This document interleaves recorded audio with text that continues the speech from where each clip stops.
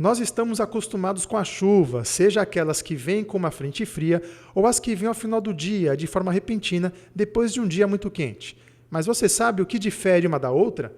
O porta-voz da Defesa Civil do Estado de São Paulo, Maxwell de Souza, explica as características de cada uma.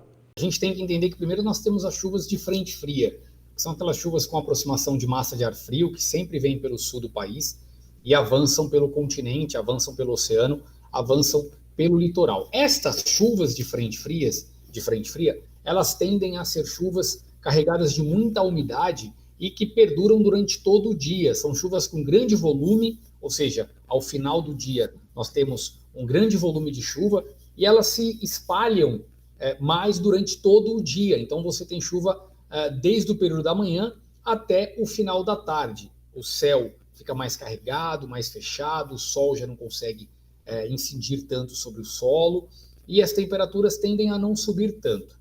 Já os temporais, as tempestades, elas são chuvas de curta duração e muito carregadas de instabilidade, ou seja, os temporais eles vêm sempre acompanhados de raios, muita queda de descarga elétrica, muita descarga elétrica e também vendavais. Podem ter até quedas de granizo, dependendo de alguns pontos.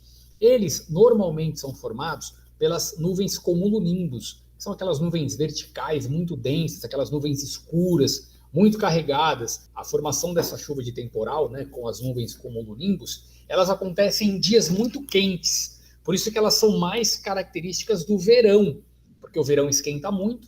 Então, quando nós não temos uma frente fria formada no litoral paulista, os dias tendem a esquentar muito e ao final da tarde, aquela brisa oceânica, ou seja, a umidade que sopra do oceano, ela adentra o continente.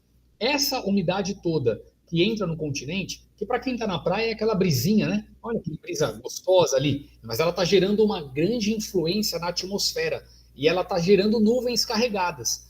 Como há um choque dessa umidade bem mais fria com a atmosfera que está muito quente, gera-se uma instabilidade muito grande e a formação dessas nuvens pesadas. E aí você tem a formação desses temporais, que são chuvas muito rápidas, mas muito fortes, com uma velocidade muito intensa e com ventos também muito intensos. Então, a grosso modo, os temporais se formam categoricamente em dias quentes, que nós tenhamos muita entrada de umidade pelo oceano.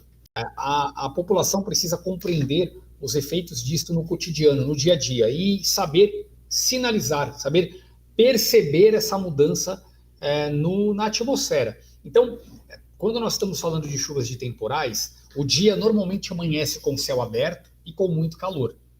Então, para quem está no litoral, já é uma característica observar que no final do dia a possibilidade de uma formação de tempestade é grande. E como a pessoa nota isso? Com as nuvens carregadas no céu.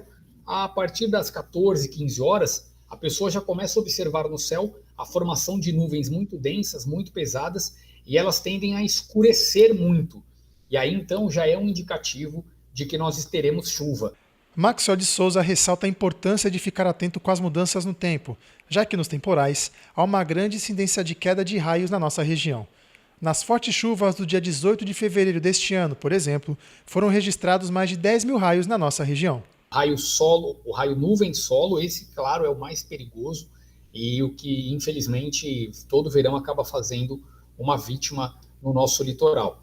A população precisa compreender os efeitos disto no cotidiano, no dia a dia, e saber sinalizar, saber perceber essa mudança na atmosfera. Um sinal importante é esses raios, eles podem cair mesmo antes das chuvas começarem. Nós temos episódios em que o raio caiu na faixa de areia e não ter começado a chover ainda.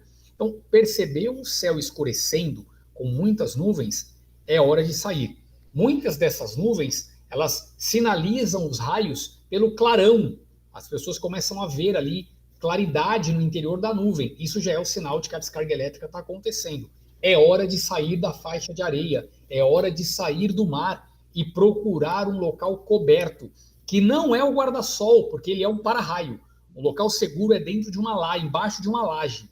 Um comércio, um quiosque, um estacionamento, ou voltar para casa. Nada de ficar na faixa de areia e nada de ficar na rua. E muito menos do lado de árvore, porque elas atraem os raios. E aí você pode sofrer uma descarga elétrica.